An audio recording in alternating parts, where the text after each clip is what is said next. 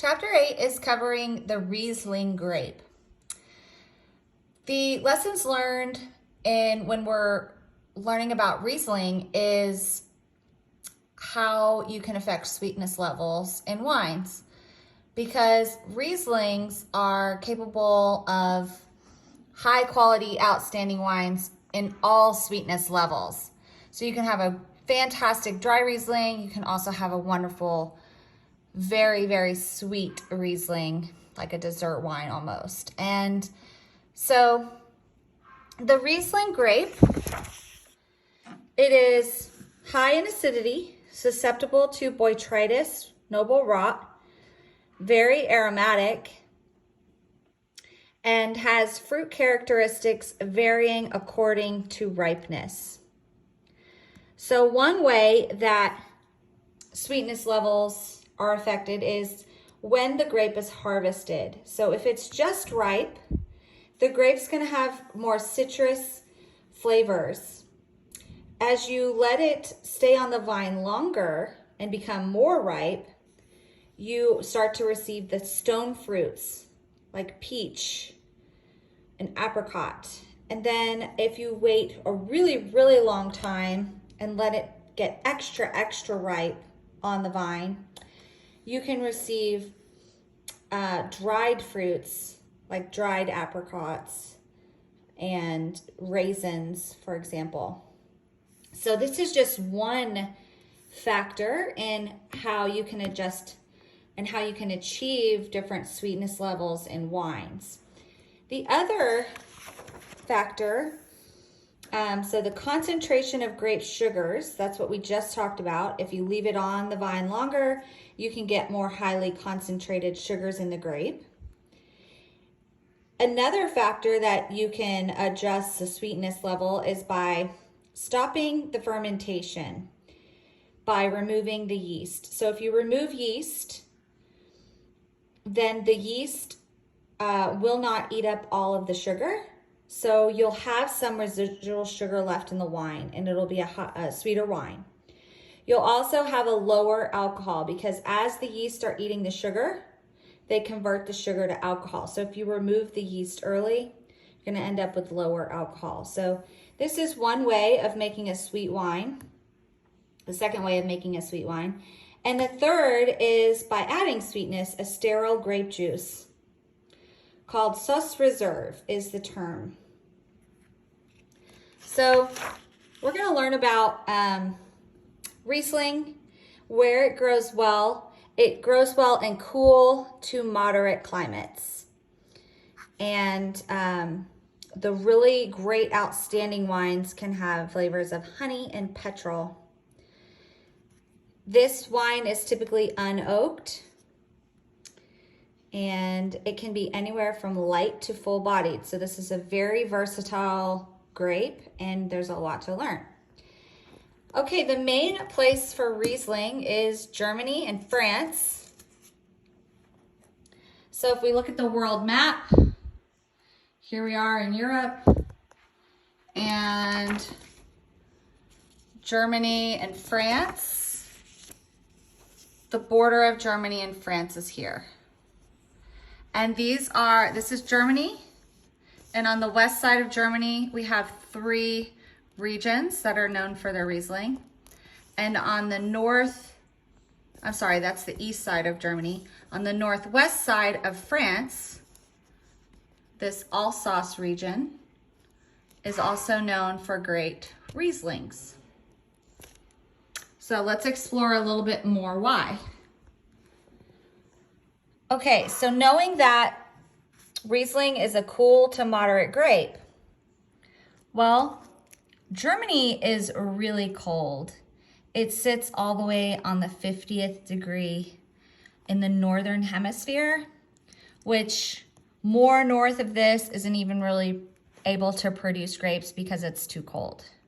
So remember, the 30 to 50 degree latitudes are where you can grow grapes. So we're sitting pretty cold for grape growing regions.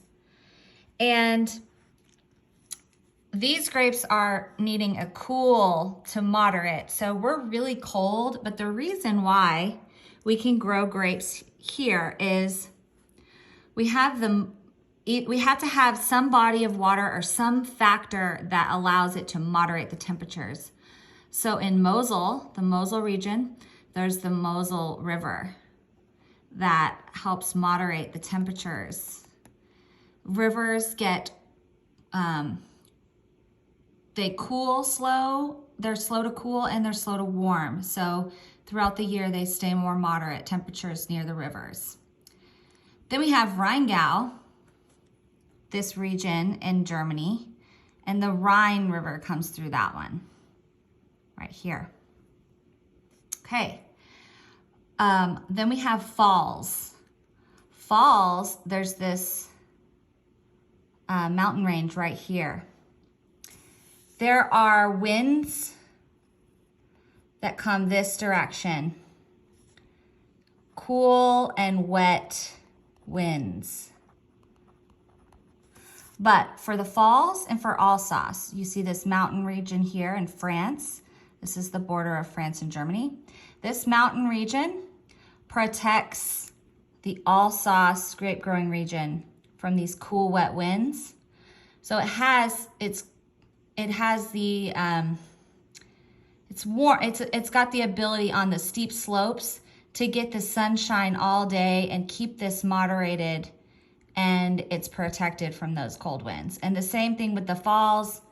There's a mountain range here.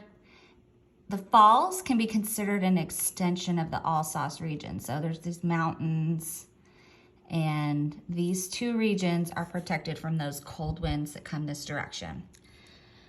So we are able to grow Rieslings in this really cool, cold area, but it's cool to moderate little grape growing regions because of those rivers, the Mosel River, the Rhine River, and the mountains that protect Falls and Alsace. So in Germany, we're trying to moderate the cold. But when it comes to Australia, we're trying to moderate the hot. So if you look at your map of Australia, most of the entire continent of Australia is too hot to grow any grapes. All of this region is too close to the equator to grow any grapes. From here down, we start getting some grape regions. And if you recall, this is where we can get some Pinot Noir because of that cool, moderate ocean breeze that comes into here, into that Mornington Peninsula and Yarrow Valley. And then this area here is where we're gonna start to see some Rieslings.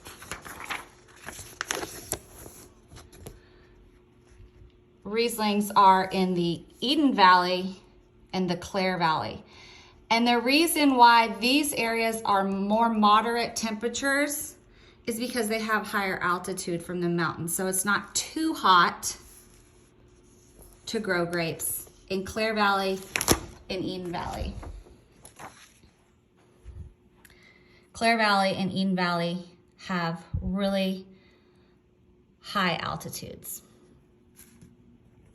All right, now the next thing we're gonna learn about Riesling is not just where it grows, but we're gonna learn about some labeling terms. So let's go back to Germany, because Germany struggles with, it's so cold that they struggle with getting their grapes ripe enough.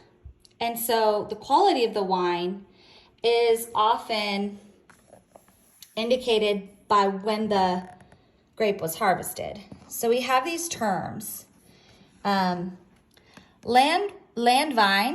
is basically the grape is from anywhere. This is the least restricted guidelines, and they're typically light-bodied to dried, off-dry style.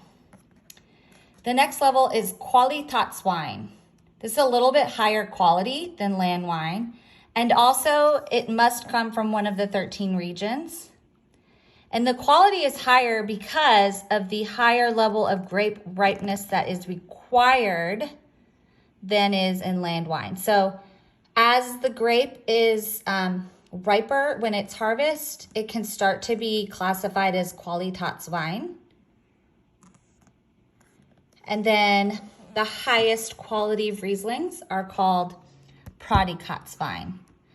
Prädikatswein has even higher levels of sugar required. So because this place is so cold, they struggle to get the grapes ripe enough.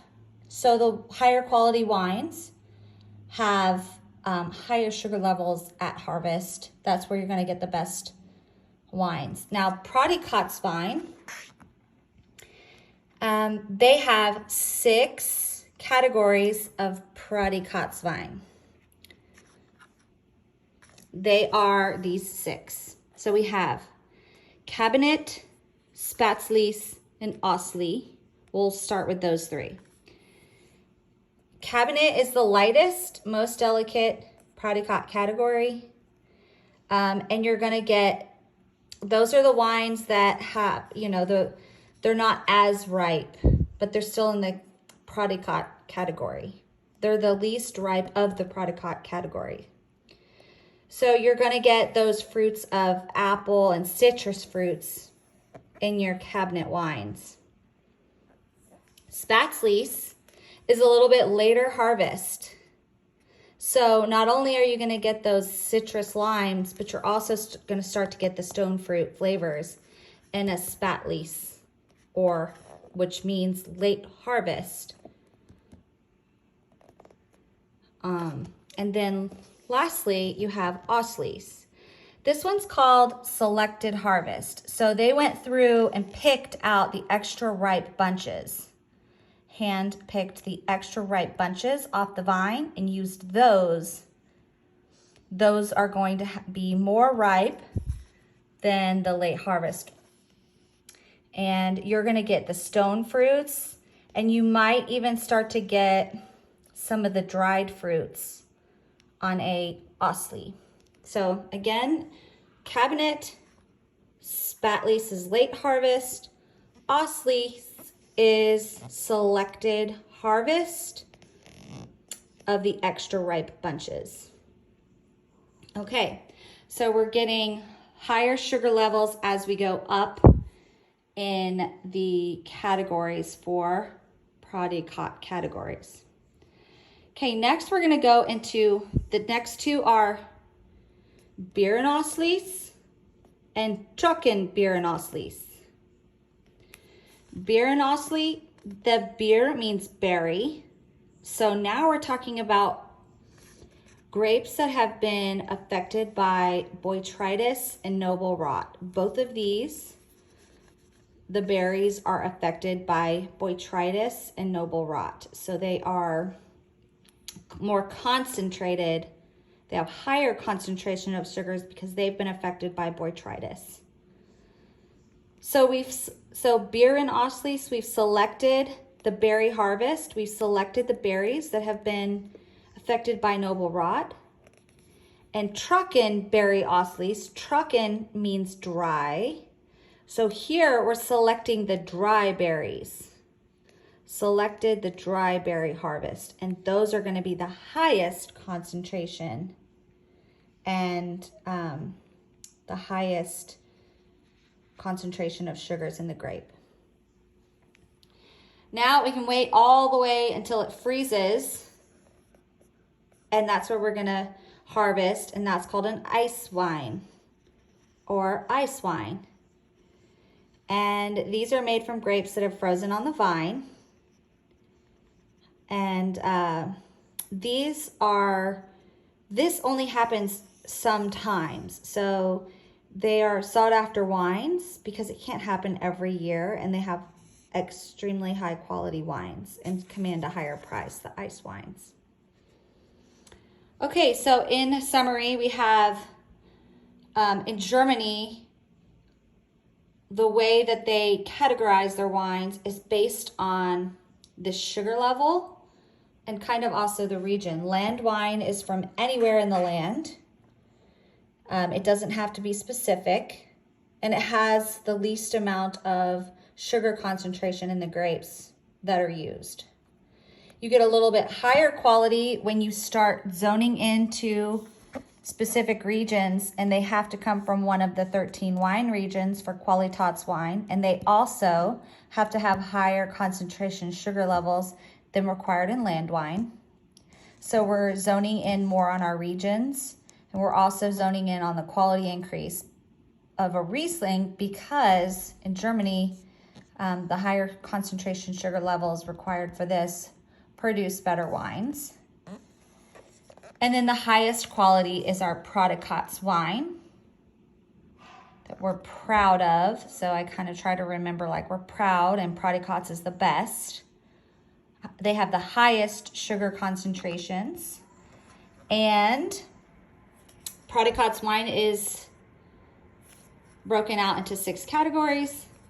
Cabinet, Spätlese is late harvest, Auslese is selected harvest of grapes, of extra ripe bunches of grapes. Then we start to see some Botrytis noble rot, and those grapes are, if we use Botrytis noble rot, we're selecting the berry at harvest, the berries that have been affected by Botrytis noble rot, or Beerenauslese.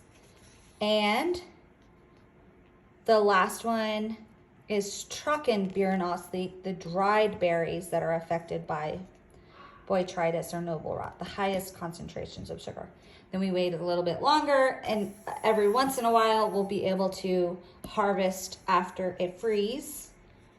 And that's where we're going to get ice wines, the most highly concentrated sugars. So the word Trocken means dry. You could see Trocken on a label. That means it'll be a dry Riesling. But Trockenberry Auslese, Trockenbeerenauslese, means the dried berries. This could be a very sweet wine, not dry, because the Trockenberry, that's the dry, that means dried berries and not a dry wine.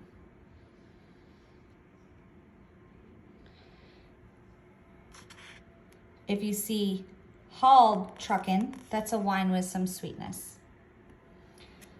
Okay, so we learned about what affects the regions to be able to grow